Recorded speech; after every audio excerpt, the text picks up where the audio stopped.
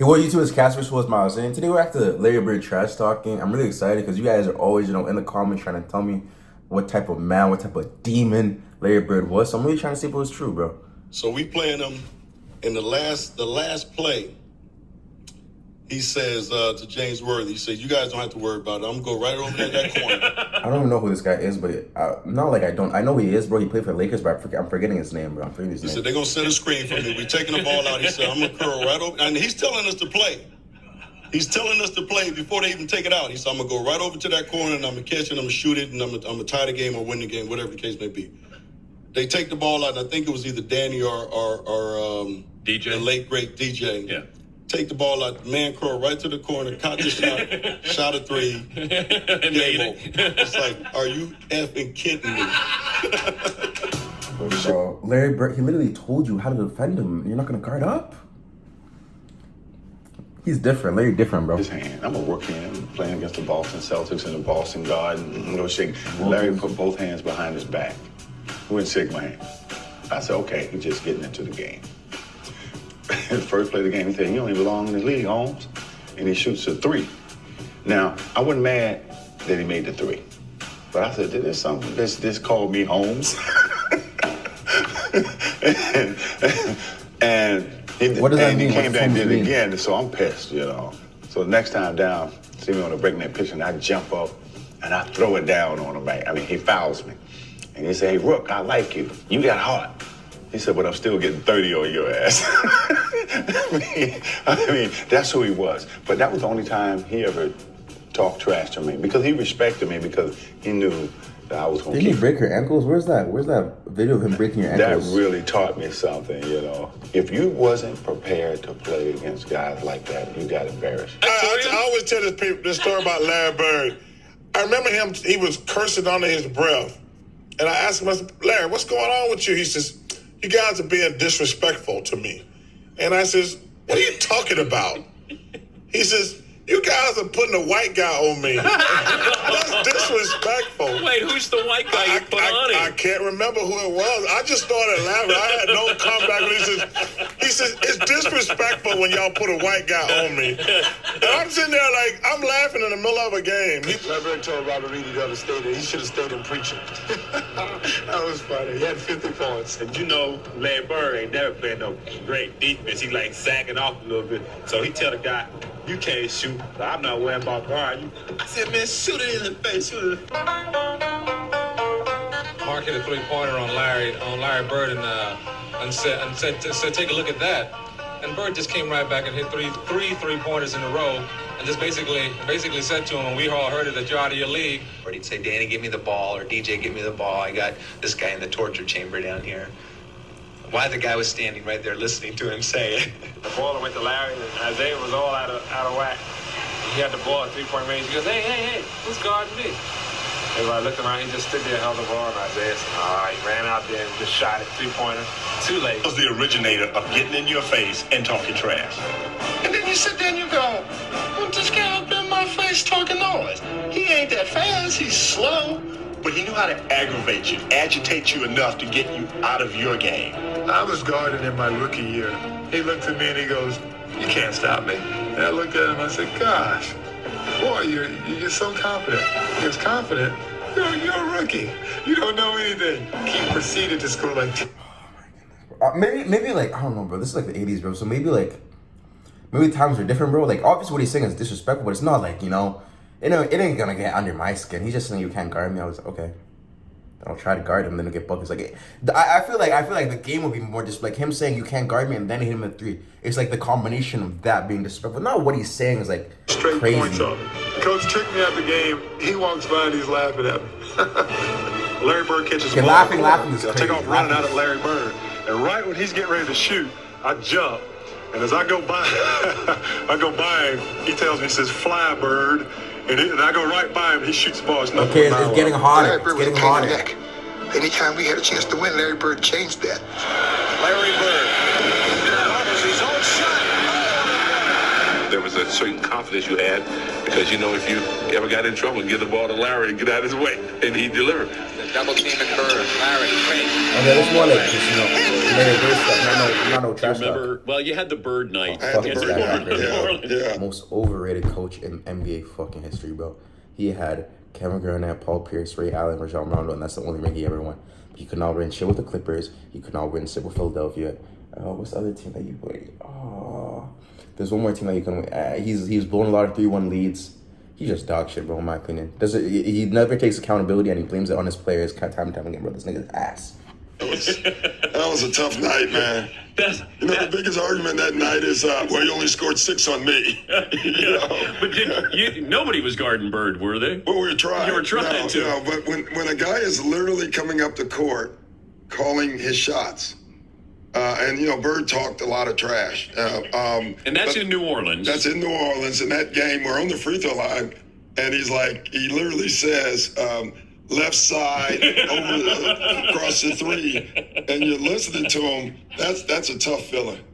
But okay, so bro, on my life, bro. Oh, maybe it's a mind game. Maybe he's telling them what they're gonna do, and they think, oh my god, he's not gonna do it, bro. But there's enough stories of him doing it that, yo, listen to what he's saying, bro. Like, he's giving you the blueprint.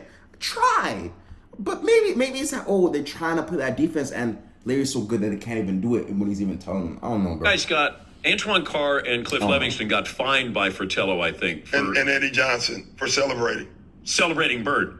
Yeah, it was the best film session. Every time when I see Mike, we still laugh. God, it was the greatest film session ever because back then you didn't have, you know, you watched the real game and just went, you know, with a video, and Mike rewound the celebration 20 times. He just kept not the shot. He just kept rewinding it, showing the guys. You remember they were giving each other high five. And then somebody falls off the bench. Yeah, that was Eddie Johnson. Yeah, that was Eddie Johnson. Yeah. Eddie Johnson falls off the bench in laughter, and Antoine Carr and Cliff gives each other high five. And our film set. They would never play on my team again, bro. They didn't. Bro, I guess it's NBA, bro. But let's say that's a high school game, bro. They are running laps so they fucking drop, bro. They're running all those laps, and then after they run the laps, I'm cutting them. I understand it's greatness. I don't care how great something is. Y'all remember that? What's that? The guy on the Louis Walker or something? Lonnie Walker, the guy on the Spurs who tried to do that dunk and then he turned into a jelly, and and everyone was like this, but they still kept. You are laughing on the bench because Larry Bird hit a 3. Get the fuck off my team, bro. It was 20 minutes of that. So it wasn't somebody not playing good defense. It's greatness. I'm not you saying guys it's not celebrating greatness, Larry Bird. And Fratello wouldn't let it go. He just kept rewinding. And it was. I think Bird went by the bench one time too. He fell in the bench. Yeah, he did. Yeah, and he called that one. That was the one where he fell in it. He literally said, "Off the glass into the trainer." And, yeah, and so it was a bad night. When Larry got on the roll, started shooting the ball, every shot was. To be honest, this goes back to like what I was talking about. Larry Bird being like Johan Cruyff is like he's so many steps ahead. Like if him being able to trash talk, okay, forget about the trash talk. But let's say him being able to say what he's gonna do and like getting his bucket. That means it's meditated. Like it's rhythm. He knows what the defense is gonna give him. He knows his spots. He knows what he wants from the defense, bro. To be honest, this is just showing me how good Larry Bird is. Trash talking, whatever. She's gone. I got the 2-pointer. It was too close. When he ran by the bench, he goes, "That's a heat check. Just see how hot I am." All right, he runs by Frank Layden, who's the funniest guy in the league, and Frank is coaching, and Larry says to him, "Hey Frank, don't you have anybody on that bench who can guard me?" He goes, "So nobody out here can." Frank looked down at the bench and goes, "No."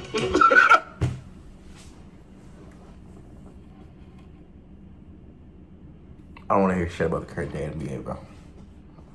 I don't want to hear shit, bro. What type of... Nah. Do you know how demoralizing that is to your players? They know they can't guard Larry. You know they can't guard Larry. Larry knows they can't guard him. Say yes. Give them that false hope. You are stepping on... No. He would look at you like, "Hey, what you doing out here? You gotta Kevin Durant's father?" I even heard him tell the coach, "Hey, look, coach, you better get somebody else out here to guard me because I'm killing this guy." In last year's playoffs, That's Person was disrespectful. out to make Bird eat his words, while adding a few choice comments of his own. Chuck Person, he definitely has his reputation. During the playoffs, he just went AWOL, and he just went to work. Chuck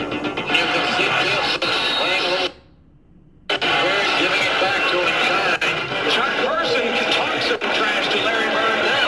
He scored the last 16 points. Chuck and Larry down low, breathing one another once again. Bucket. He's caught fire. Person. It has something to say after. And look at Bird. This is what I'm talking about, bro. It's not what he's saying that's disrespectful, but it's because he's giving you buckets. He's giving you buckets and he's making plays. If somebody blocks you and they talk shit, you just got stepped on. You might as well fucked your wife and kids. In my opinion, not wife and kids. Kids is crazy. Fucked your wife and slapped your kids. That's what I meant to say. Look at him. Yeah, it is a little special because I've known Chuck for a while and we always had run-ins, but it always seems like I get the last word. Bird's ability to get the final word has made for many a magic moment. And this week, we relive a game when Larry was in rare form, and Xavier McDaniel was eager to lend an ear. Tie game, 13 seconds to play. Celtics basketball, no shot clock. They called timeout. He said, "You know I'm going to get it." And I said, "I know I'm going to be waiting." And then the timeout, I'm going to play, and I was like, "This is what we're going to run." All right, then you got the ball, you go over here, and you pass to Kevin, then you go to the corner, and Robert, you come over. Then about that time, Larry steps in and says, "Coach, why don't you just give me the ball and tell everybody to get out of the way?" Well, after the timeout, we walk back on the court, and Larry's going down to his position, so he tells Xavier, "I'm getting the ball." Yeah, he said, "I'm going to get it right here. I'm going to shoot it right in your face." 10 seconds. Clive and Bird has the basketball. Look out. 2 seconds on the clock. And he was like, "I didn't mean to leave 2 seconds on the clock." And I walked back to the sideline like, damn. Larry Bird just phenomenal the way that Clutch, that's his clutch. That's dreams, man. He's the first big moment. Larry was complaining to the refs, and I was complaining to the refs, and the next time down the court, he got in my face. I was up 38-6. That's how I summarize it. The 84 Olympic team is playing an exhibition game against a bunch of pros, including Larry Bird, and they were in the warm-ups. And a ball bounced down from the college end of the court to the pro end. And Michael Jordan went down to chase it. The ball happened to be picked up by Larry Bird. And Michael went up a few feet away from Larry Bird and held out his hands. And Bird took the ball and fired it back down the court over Jordan's head, as if to say, "You're not only not getting this ball, I don't give a damn who you are." Larry Bird knows exactly who this guy is and what's going to happen in the next few years. And he wants to get every edge he can get right now. I got a pulled hamstring, so I'm not playing tonight. He walks down to me. Man, I'm sorry. And he wants to, you're not only get back down the court over Jordan's head, as if to say, "You're not only not getting this ball, I don't give a damn who you are." Larry. Bro, at that time, we think Larry Bird is expecting Michael Jordan to be like Michael Jordan, bro? Like, come on, bro. Larry Bird is him. Larry Bird's exactly that. At who this this guy moment in is and time, what's going Larry to Bird happen is in the next that few guy. years. He does not care And who he ever wants is. to get every edge he can get right now. I got a pulled hamstring, so I'm not playing tonight. He walks down to me. Man, I'm sorry you're not playing, but he said, "I'm gonna tell you what. Since you're here, I'm gonna put a show on for you. So you just sit back and watch, okay?" And I'm like, "Man, get out of my face, man. I want to hear that. That's Celtics and the Lakers." Every time he hit one, he look at me. I remember we were playing. Draymond Green has said significantly worse shit than this. Significantly worse shit than this, bro. Like what Draymond Green was doing to Paul Pierce. Washington one night, and Larry just hit what would have been the game-winning shot, but KC called timeout. Oh, I know this play. Larry came back to the bench, and he was a little upset. He looks at the bench and says, "Hey guys, when I come back after timeout, I'm going to go right to the same spot and I'm going to kick it in." he told Washington, I'm going to get the ball. 2 seconds left. The Bullets by 1. Ainge to Bird. He gets a good shot into Celtics winner. Boy, this is something else. Incredible. And Bird wins it at the buzzer. You're single, you're married, you have kids. Larry Bird's Himothy.